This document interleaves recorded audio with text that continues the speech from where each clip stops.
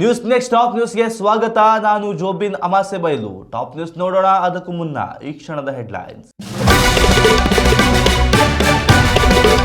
ಮತ್ತೆ ಮುಂದುವರಿದ ಸಂಪುಟ ಕಸರತ್ತು. ನಾಳೆ ದೆಹಲಿಗೆ ಸಿಎಂ ಡಿಕೆ ಶಿವಕುಮಾರ್. ನಾಗೇಂದ್ರಗೆ ಕೋಕ್, ಹೆಬ್ಬಾಳ್ಕರ್ಗೆ ಚಾನ್ಸ್ ಸಾಧ್ಯತೆ. ಬಹುನಿರೀಕ್ಷಿತ ಟಾಕ್ಸಿಕ್ ಸಿನಿಮಾ ಅದ್ದೂರಿ ರಿಲೀಸ್. 4 ವರ್ಷಗಳ ಕಾಯುವಿಕೆ ಬಳಿಕ ಬೆಳ್ಳಿ ಪರದೆಯಲ್ಲಿ ಯಶ್ ಕಮಾಲ್. ವಿಶ್ವದಾದ್ಯಂತ 12,000ಕ್ಕೂ ಹೆಚ್ಚು ಸ್ಕ್ರೀನ್ಗಳಲ್ಲಿ ಪ್ರದರ್ಶನ. ಸಾಲು ಹಬ್ಬಗಳ ಮಾಸದಲ್ಲೇ ಗ್ರಾಹಕರಿಗೆ ಬಿಗ್ ಶಾಕ್. ಸಕ್ಕರೆ ಬೆನ್ನಲ್ಲೇ ತರಕಾರಿ ಅಕ್ಕಿ ದರವು ಗಗನಕ್ಕೆ. ಕೈ ಸುಡುತ್ತಿದೆ ನಿತ್ಯೋಪಯೋಗಿ ವಸ್ತುಗಳ ಬೆಲೆ. ಈರುಳ್ಳಿ ದರ ಏರಿಕೆ ಆತಂಕದಿಂದ ಗ್ರಾಹಕರಿಗೆ ರಿಲೀಫ್. ಕೇಂದ್ರದಿಂದ ಬಫರ್ ಸ್ಟಾಕ್ ಬಿಡುಗಡೆ. ಕೇವಲ 35 ರೂಪಾಯಿಗೆ ಸಿಗಲಿದೆ ಪ್ರತಿ ಕೆಜಿ ಉಳ್ಳಾಗಡ್ಡೆ. ರಾಜ್ಯದ ಜನತೆಗೆ ಮತ್ತೆ ವರುಣನ ಮುನ್ಸೂಚನೆ. ಕರಾವಳಿ ಜಿಲ್ಲೆಗಳು ಹಾಗೂ ಕೊಡಗಿನಲ್ಲಿ ಇಂದಿನಿಂದ 2 ದಿನ ಭಾರೀ ಮಳೆ. ಹವಾಮಾನ ಇಲಾಖೆಯಿಂದ ಅಲರ್ಟ್ ಘೋಷಣೆ. ರಾಜ್ಯ ರಾಜಕಾರಣದಲ್ಲಿ ಸಚಿವ ಸಂಪುಟ ಯಾಕೋ ಬಗೆಹರಿಯುವಂತೆ ಕಾಣುತ್ತಿಲ್ಲ. ಶತಾಯಗತಾಯ ಪ್ರಯತ್ನದ ಬಳಿಕ ರಾಜ್ಯದ ಸಿಎಂ ಸ್ಥಾನ ಅಲಂಕರಿಸಿರುವ ಸಿಎಂ ಡಿಕೆ ಶಿವಕುಮಾರ್ ಹೆಗಲಿನಿಂದ ಸಂಪುಟ ಕಸರತ್ತಿನ ಭಾರ ಇಳಿಯುವಂತೆ ಕಾಣುತ್ತಿಲ್ಲ. ನಾಳೆ ದೆಹಲಿಗೆ ಪ್ರಯಾಣ ಬೆಳೆಸಲಿರುವ ಸಿಎಂ ಡಿಕೆ ಶಿವಕುಮಾರ್ ಪಕ್ಷದ ವರಿಷ್ಠರ ಜೊತೆಯಲ್ಲಿ ನಿಗಮ ಮಂಡಳಿ ಅಧ್ಯಕ್ಷರ ನೇಮಕಾತಿ ಕುರಿತಂತೆ ಚರ್ಚೆ ನಡೆಸುವ ಜೊತೆಯಲ್ಲಿ ಖಾಲಿ ಇರುವ ಒಂದು ಸಚಿವ ಸ್ಥಾನವನ್ನು ಭರ್ತಿ ಮಾಡುವ ಕುರಿತು ಚರ್ಚೆ ನಡೆಸಲಿದ್ದಾರೆ ಎನ್ನಲಾಗಿದೆ. ಖಾಲಿ ಇರುವ ಒಂದು ಸ್ಥಾನಕ್ಕಾಗಿ ತೀವ್ರ ಜಟಾಪಟಿ ಶುರುವಾಗಿದ್ದು, ಮಾಜಿ ಸಿಎಂ ಸಿದ್ದರಾಮಯ್ಯ ಸಂಪುಟದಲ್ಲಿ ಕುರುಬರಿಗೆ ಸ್ಥಾನ ಕಡಿಮೆಯಾಗಿದ್ದು, ಈ ಮಂತ್ರಿ ಸ್ಥಾನವನ್ನ ಬಸವರಾಜ ಶಿವಣ್ಣನವರಿಗೆ ನೀಡಬೇಕೆಂದು ಪಟ್ಟು ಹಿಡಿದಿದ್ದಾರೆ. ಇತ್ತ ಎಂ ಕೃಷ್ಣಪ್ಪ ಕೂಡ ಸಚಿವ ಸ್ಥಾನ ಪಡೆದುಕೊಳ್ಳಲು ಹರಸಾಹಸ ಮಾಡುತ್ತಿದ್ದಾರೆ. ಹೀಗಾಗಿ ಇಬ್ಬರಲ್ಲಿ ಯಾರನ್ನ ಆಯ್ಕೆ ಮಾಡಬೇಕು ಎಂಬುದರ ಬಗ್ಗೆ ಇದೀಗ ಚರ್ಚೆ ನಡೆಸಲು ಹೈಕಮಾಂಡ್ ಜೊತೆ ಭೇಟಿಗೆ ಸಿಎಂ ಡಿಕೆ ಶಿವಕುಮಾರ್ ಸಿದ್ಧರಾಗಿದ್ದಾರೆ. ನಾಗೇಂದ್ರ ಅವರಿಗೆ ಸಚಿವ ಸ್ಥಾನ ನೀಡಿರುವ ಬಗ್ಗೆ ತೀವ್ರ ಅಪಸ್ವರ ಕೇಳಿ ಬರುತ್ತಿರುವ ಹಿನ್ನೆಲೆಯಲ್ಲಿ ಸಚಿವ ಸ್ಥಾನದಿಂದ ಅವರನ್ನು ಕೆಳಗಿಳಿಸುವ ಬಗ್ಗೆಯೂ ಹೈಕಮಾಂಡ್ ಜೊತೆಯಲ್ಲಿ ಚರ್ಚೆ ನಡೆಯಲಿದೆ. ಅಲ್ಲದೆ ನಾಗೇಂದ್ರ ಜೊತೆಯಲ್ಲಿ ಬಾಲಕೃಷ್ಣ ಅವರಿಗೂ ಮಂತ್ರಿ ಸ್ಥಾನದಿಂದ ಕೋಕ್ ನೀಡಿ ಈ 2 ಸ್ಥಾನಗಳಿಗೆ ಎಂ ಕೃಷ್ಣಪ್ಪ ಹಾಗೂ ಬಸವರಾಜ ಶಿವಣ್ಣನವರನ್ನ ಕೂರಿಸುವ ಲೆಕ್ಕಾಚಾರ ಡಿಕೆ ಶಿವಕುಮಾರ್ ಅವರದ್ದು ಎನ್ನಲಾಗಿದೆ. ಇದರ ಜೊತೆಯಲ್ಲಿ ಮಹಿಳೆಯರಿಗೂ ಸಚಿವ ಸ್ಥಾನ ನೀಡುವ ಒತ್ತಡ ಡಿಕೆ ಶಿವಕುಮಾರ್ ಅವರ ಮೇಲಿದ್ದು, ಹೈಕಮಾಂಡ್ ಎದುರು ಲಕ್ಷ್ಮೀ ಹೆಬ್ಬಾಳ್ಕರ್ ಹೆಸರನ್ನ ಡಿಕೆಶಿ ಪ್ರಸ್ತಾಪಿಸುವ ಸಾಧ್ಯತೆ ಇದೆ. ಒಟ್ನಲ್ಲಿ ನಿಗಮ ಮಂಡಳಿ ಹಾಗೂ ಸಚಿವ ಸ್ಥಾನದ ಎಲ್ಲ ಅಪಸ್ವರಗಳಿಗೆ ಮತ್ತು ಅರೆಯಲು ಡಿಕೆ ಶಿವಕುಮಾರ್ ಸನ್ನದ್ಧರಾಗಿದ್ದಾರೆ. ಸಚಿವ ಸ್ಥಾನ ತಪ್ಪಿದ ಬೇದುಗುದಿಯಲ್ಲಿರುವವರಿಗೆ ನಿಗಮ ಮಂಡಳಿಯ ಹಾಲಿ ಅಧ್ಯಕ್ಷರಿಂದ ರಾಜೀನಾಮೆ ನೀಡಿಸಿ ನಿಗಮ ಮಂಡಳಿಯ ಅಧ್ಯಕ್ಷ ಸ್ಥಾನವನ್ನು ಅಸಮಾಧಾನಿತರಿಗೆ ಕೊಡುವ ಸಾಧ್ಯತೆ ಇದೆ. ಎಲ್ಲದಕ್ಕೂ ಹೈಕಮಾಂಡ್ ಅಂಕಿತಕ್ಕೆ ಸದ್ಯ ಡಿಕೆ ಶಿವಕುಮಾರ್ ಕಾಯುತ್ತಿದ್ದಾರೆ. ಕನ್ನಡ ಚಿತ್ರರಂಗದ ಹೆಮ್ಮೆ global star rocking star Yash ನಟನೆಯ ಬಹುನಿರೀಕ್ಷಿತ action entertainer toxic a fairytale for grown ups ಚಿತ್ರ ಇಂದು ವಿಶ್ವದಾದ್ಯಂತ ಅತ್ಯಂತ ಅದ್ದೂರಿಯಾಗಿ ತೆರೆಗೆ ಅಪ್ಪಳಿಸಿದೆ.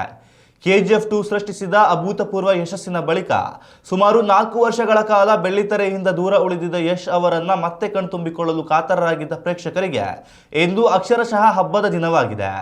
ವಿಶ್ವದಾದ್ಯಂತ ಬರೋಬ್ಬರಿ 12,000ಕ್ಕೂ ಹೆಚ್ಚು ಸ್ಕ್ರೀನ್ಗಳಲ್ಲಿ ಚಿತ್ರ ಬಿಡುಗಡೆಯಾಗಿದ್ದು, ಕರ್ನಾಟಕ ಒಂದರಲ್ಲೇ 1,500ಕ್ಕೂ ಅಧಿಕ ಚಿತ್ರಮಂದಿರಗಳಲ್ಲಿ ಪ್ರದರ್ಶನ ಕಾಣುತ್ತಿದೆ. ಗಾಂಧಿನಗರದ ಪ್ರಮುಖ ಚಿತ್ರಮಂದಿರಗಳು ಸೇರಿದಂತೆ ರಾಜ್ಯದ ಬಹುತೇಕ ಕಡೆಗಳಲ್ಲಿ ಮುಂಜಾನೆ 6 ಗಂಟೆಯಿಂದಲೇ ವಿಶೇಷ ಪ್ರದರ್ಶನಗಳು ಆರಂಭವಾಗಿವೆ.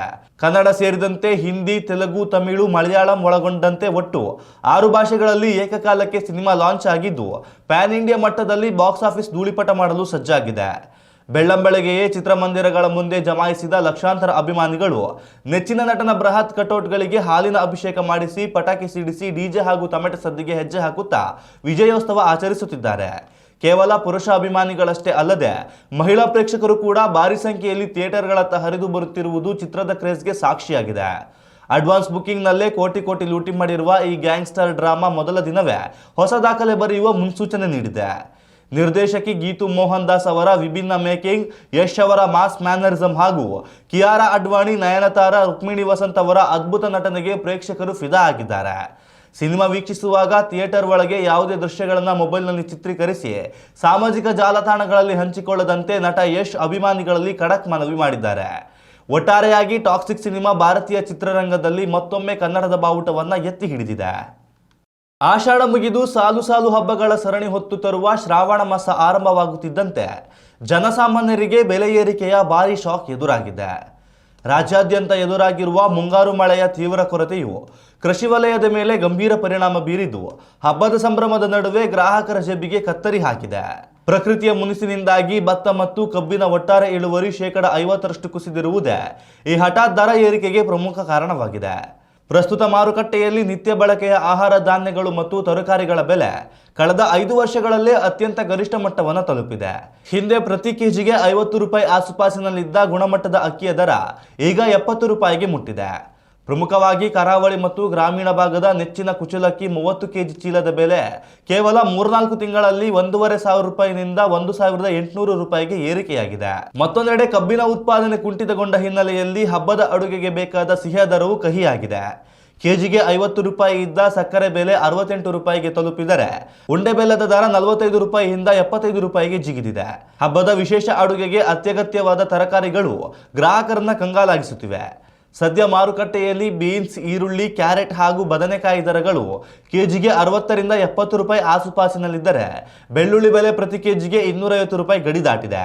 ಈಗಾಗಲೇ ಇಂಧನ ಮತ್ತು ವಿದ್ಯುತ್ ದರ ಏರಿಕೆಯಿಂದ ಕಂಗೆಟ್ಟಿದ್ದ ಜನಸಾಮಾನ್ಯರಿಗೆ ಈಗ ಅಗತ್ಯ ದಿನಸಿ ಪದಾರ್ಥಗಳ ಬೆಲೆ ನಾಗಲೋಟದಲ್ಲಿ ಸಾಗಿರುವುದು ನುಂಗಲಾರದ ತುತ್ತಾಗಿದೆ. ವ್ಯಾಪಾರಿಗಳ ಪ್ರಕಾರ ಬಿತ್ತನೆ ಪ್ರಮಾಣ ಸುಧಾರಿಸದಿದ್ದರೆ ವರ್ಷಾಂತ್ಯದ ವೇಳೆಗೆ ಅಕ್ಕಿ ಮತ್ತಷ್ಟು ದುಬಾರಿಯಾಗುವ ಆತಂಕವಿದೆ. ಉತ್ತಮ ಸಂಸ್ಕಾರಯುತ ಶಿಕ್ಷಣದೊಂದಿಗೆ VSS English medium CBSE school Udupi Muddur. ನರ್ಸರಿಯಿಂದ 10ನೇ ತರಗತಿವರೆಗೆ ಶಿಕ್ಷಣದ ಜೊತೆಗೆ 5ರಿಂದ 10ನೇ ತರಗತಿವರೆಗಿನ ವಿದ್ಯಾರ್ಥಿನಿಯರಿಗೆ ಉತ್ತಮ ಹಾಸ್ಟೆಲ್ ಸೌಲಭ್ಯವೂ ಇದೆ. ನಿಮ್ಮ ಮಕ್ಕಳ ಪ್ರವೇಶಾತಿಗಾಗಿ ಈ ಸಂಖ್ಯೆಗೆ ಕರೆ ಮಾಡಿ. ದೇಶದ ಪ್ರಮುಖ ನಗರಗಳ ಮಾರುಕಟ್ಟೆಯಲ್ಲಿ ನಿರಂತರವಾಗಿ ಏರಿಕೆಯಾಗುತ್ತಿದ್ದ ಈರುಳ್ಳಿ ದರವನ್ನು ನಿಯಂತ್ರಿಸಲು ಮತ್ತು ಗ್ರಾಹಕರಿಗೆ ನಿರಾಳತೆ ನೀಡಲು ಕೇಂದ್ರ ಸರ್ಕಾರವು ಮಹತ್ವದ ಹೆಜ್ಜೆಯನ್ನಿಟ್ಟಿದೆ. ಮಹಾರಾಷ್ಟ್ರದ ನಾಸಿಕ್ನಿಂದ ಕಾಂದಾ ಎಕ್ಸ್‌ಪ್ರೆಸ್ ಎಂಬ ವಿಶೇಷ ಸರಕು ರೈಲುಗಳ ಮೂಲಕ ದೇಶದ 5 ಪ್ರಮುಖ ನಗರಗಳಿಗೆ ಬರೋಬ್ಬರಿ 800 ಮೆಟ್ರಿಕ್ ಟನ್ ಈರುಳ್ಳಿಯನ್ನು ಸಾಗಿಸುವ ಬೃಹತ್ ಕಾರ್ಯಾಚರಣೆಯನ್ನು ಆರಂಭಿಸಲಾಗಿದೆ ಎಂದು ಕೇಂದ್ರ ಆಹಾರ ಮತ್ತು ಗ್ರಾಹಕ ವ್ಯವಹಾರಗಳ ಸಚಿವ ಪ್ರಹ್ಲಾದ್ ಜೋಶಿ ತಿಳಿಸಿದ್ದಾರೆ. ಮೊದಲ ಹಂತದಲ್ಲಿ ದೆಹಲಿ, ಚೆನ್ನೈ, ಮದುರೈ, ಎರ್ನಾಕುಲಂ ಮತ್ತು ಗುವಾಹಟಿ ನಗರಗಳಿಗೆ ಈ ರೈಲುಗಳ ಮೂಲಕ ಯಥೇಚ್ಛವಾಗಿ ಈರುಳ್ಳಿ ಸರಬರಾಜು ಮಾಡಲಾಗುತ್ತಿದೆ. ಮುಂಬರುವ ದಿನಗಳಲ್ಲಿ ಮಾರುಕಟ್ಟೆಯ ಬೇಡಿಕೆಯನ್ನು ಆಧರಿಸಿ ಇತರ ಪ್ರಮುಖ ನಗರಗಳಿಗೂ ಈ ವಿಶೇಷ ರೈಲು ಸೇವೆಯನ್ನು ವಿಸ್ತರಿಸಲು ಕೇಂದ್ರ ಸರ್ಕಾರ ಚಿಂತನೆ ನಡೆಸಿದೆ. ಈ ಕಾಂದಾ ಎಕ್ಸ್‌ಪ್ರೆಸ್‌ನ ಒಂದು ರೈಲು ಏಕಕಾಲದಲ್ಲಿ ಸುಮಾರು 40 ದೊಡ್ಡ ಟ್ರಕ್ಗಳಷ್ಟು ಈರುಳ್ಳಿಯನ್ನು ಅತ್ಯಂತ ವೇಗವಾಗಿ ಮಾರುಕಟ್ಟೆಗೆ ತಲುಪಿಸುವ ಸಾಮರ್ಥ್ಯವನ್ನು ಹೊಂದಿದೆ. ಗ್ರಾಹಕರ ಜೇಬಿಗೆ ಹೊರೆಯಾಗದಂತೆ ತಡೆಯಲು ಕೇಂದ್ರ ಸರ್ಕಾರವು ತನ್ನ ಬಫರ್ ದಾಸ್ತಾನಿನಿಂದ ಉತ್ತಮ ಗುಣಮಟ್ಟದ ಈರುಳ್ಳಿಯನ್ನು ಪ್ರತಿ ಕೆಜಿಗೆ 35 ರೂಪಾಯಿಗಳ ರಿಯಾಯಿತಿ ದರದಲ್ಲಿ ನೇರವಾಗಿ ಮಾರಾಟ ಮಾಡಲು ನಿರ್ಧರಿಸಿದೆ. ಈ ಅಗ್ಗದ ದರದ ಈರುಳ್ಳಿಯು ಎನ್ಸಿಸಿಎಫ್, ನಾಫೆಡ್ ಮತ್ತು ಕೇಂದ್ರೀಯ ಭಂಡಾರಗಳ ಮಾರಾಟ ಮಳಿಗೆಗಳ ಮೂಲಕ ಸಾರ್ವಜನಿಕರಿಗೆ ಶೀಘ್ರದಲ್ಲೇ ಲಭ್ಯವಾಗಲಿದೆ.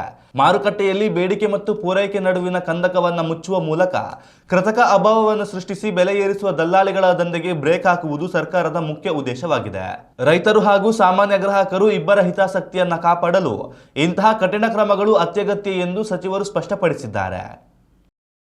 ರಾಜ್ಯದಾದ್ಯಂತ ಕೊಂಚ ತಣ್ಣಗಾಗಿದ್ದ ಮುಂಗಾರು ಮಾರುತಗಳು ಮತ್ತೆ ಚುರುಕುಗೊಂಡಿದ್ದು ಕರಾವಳಿ ಕರ್ನಾಟಕ ಹಾಗೂ ದಕ್ಷಿಣ ಒಳನಾಡಿನ ಹಲವು ಜಿಲ್ಲೆಗಳಲ್ಲಿ ಮುಂದಿನ 2 ದಿನಗಳ ಕಾಲ ಭಾರೀ ಮಳೆಯಾಗುವ ಸಾಧ್ಯತೆ ಇದೆ ಎಂದು ಭಾರತೀಯ ಹವಾಮಾನ ಇಲಾಖೆ ಮುನ್ಸೂಚನೆ ನೀಡಿದೆ. ಕಳೆದ 24 ಗಂಟೆಗಳಲ್ಲಿ ರಾಜ್ಯದ ಹಲವೆಡೆ ವರುಣನ ಅಬ್ಬರ ಜೋರಾಗಿದ್ದು ಪ್ರಕೃತಿ ಸೌಂದರ್ಯದ ನಾಡು ಕೊಡಗಿನ ಭಾಗಮಂಡಲದಲ್ಲಿ ಬರೋಬ್ಬರಿ 15 ಸೆಂಟಿಮೀಟರ್ನಷ್ಟು ದಾಖಲೆ ಪ್ರಮಾಣದ ಮಳೆ ಸುರಿದಿದೆ. ವಿಶೇಷವಾಗಿ ದಕ್ಷಿಣ ಕನ್ನಡದ ಸುಳ್ಯ, ಸುಬ್ರಹ್ಮಣ್ಯ ಹಾಗೂ ಕೊಡಗಿನ ನಾಪೊಕ್ಲುವಿನಲ್ಲಿ ತಲಾ 8 ಸೆಂಟಿಮೀಟರ್ ಮಳೆಯಾಗಿದ್ದು ಹಳ್ಳಕೊಳ್ಳಗಳು ತುಂಬಿ ಹರಿಯುತ್ತಿವೆ. ಹವಾಮಾನ ವರದಿಯ ಪ್ರಕಾರ ದಕ್ಷಿಣ ಕನ್ನಡ, ಉಡುಪಿ ಮತ್ತು ಉತ್ತರ ಕನ್ನಡ ಜಿಲ್ಲೆಗಳ ಬಹುತೇಕ ಪ್ರದೇಶಗಳಲ್ಲಿ ಆಗಸ್ಟ್ 26 ಮತ್ತು 27ರಂದು ಸಾಧಾರಣದಿಂದ ಭಾರೀ ಮಳೆ ಮುಂದುವರಿಯಲಿದೆ. ಮಲೆನಾಡು ಭಾಗದ ಶಿವಮೊಗ್ಗ, ಚಿಕ್ಕಮಗಳೂರು ಮತ್ತು ಹಾಸನ ಜಿಲ್ಲೆಗಳಲ್ಲೂ ಮೋಡ ಕವಿದ ವಾತಾವರಣವಿದ್ದು ಸಾಧಾರಣ ಮಳೆಯಾಗುವ ನಿರೀಕ್ಷೆ ಇದೆ. ಇದೇ ವೇಳೆ ಉತ್ತರ ಒಳನಾಡಿನ ಬೆಳಗಾವಿ, ಧಾರವಾಡ ಮತ್ತು ಹಾವೇರಿಯಲ್ಲಿ ಸಾಧಾರಣ ಮಳೆಯಾಗಲಿದ್ದರೆ ಬಾಗಲಕೋಟೆ, ಕಲಬುರಗಿ, ವಿಜಯಪುರ ಸೇರಿದಂತೆ ಇತರ ಒಣ ಜಿಲ್ಲೆಗಳಲ್ಲಿ ಹಗುರವಾದ ತುಂತುರು ಮಳೆ ಬೀಳಲಿದೆ. ರಾಜಧಾನಿ ಬೆಂಗಳೂರು ನಗರ ಮತ್ತು ಗ್ರಾಮಾಂತರ ಜಿಲ್ಲೆಗಳಲ್ಲಿ ಮುಂದಿನ 48 ಗಂಟೆಗಳ ಕಾಲ ಆಕಾಶ ಸಾಮಾನ್ಯವಾಗಿ ಮೋಡ ಕವಿದಿರಲಿದ್ದು ಸಂಜೆ ಅಥವಾ ರಾತ್ರಿ ಅವಧಿಯಲ್ಲಿ ಸಾಧಾರಣ ಹನಿಯಾಗುವ ಸಾಧ್ಯತೆ ಇದೆ. ಒಟ್ಟಾರೆಯಾಗಿ ಈ ಮಳೆಯು ಕೃಷಿ ಚಟುವಟಿಕೆಗಳಿಗೆ ಜೀವ ತುಂಬಿದರೂ ಮಲೆನಾಡು ಮತ್ತು ಕರಾವಳಿಯ ಜನಜೀವನದ ಮೇಲೆ ಕೊಂಚ ಪರಿಣಾಮ ಬೀರಿದೆ. ಇನ್ನಷ್ಟು ತಾಜಾ ಸುದ್ದಿಗಳಿಗಾಗಿ ನೋಡ್ತಾ ಇರಿ ನ್ಯೂಸ್ ನೆಕ್ಸ್ಟ್. ಇದು ವರ್ತಮಾನದ ಕೈಗನ್ನಡಿ. ಉತ್ತಮ ಸಂಸ್ಕಾರಯುತ ಶಿಕ್ಷಣದೊಂದಿಗೆ VSS English medium CBSE school Udupi Muddur. ನರ್ಸರಿಯಿಂದ 10ನೇ ತರಗತಿವರೆಗೆ ಶಿಕ್ಷಣದ ಜೊತೆಗೆ 5ರಿಂದ 10ನೇ ತರಗತಿವರೆಗಿನ ವಿದ್ಯಾರ್ಥಿನಿಯರಿಗೆ ಉತ್ತಮ ಹಾಸ್ಟೆಲ್ ಸೌಲಭ್ಯವೂ ಇದೆ. ನಿಮ್ಮ ಮಕ್ಕಳ ಪ್ರವೇಶಾತಿಗಾಗಿ ಈ ಸಂಖ್ಯೆಗೆ ಕರೆ ಮಾಡಿ.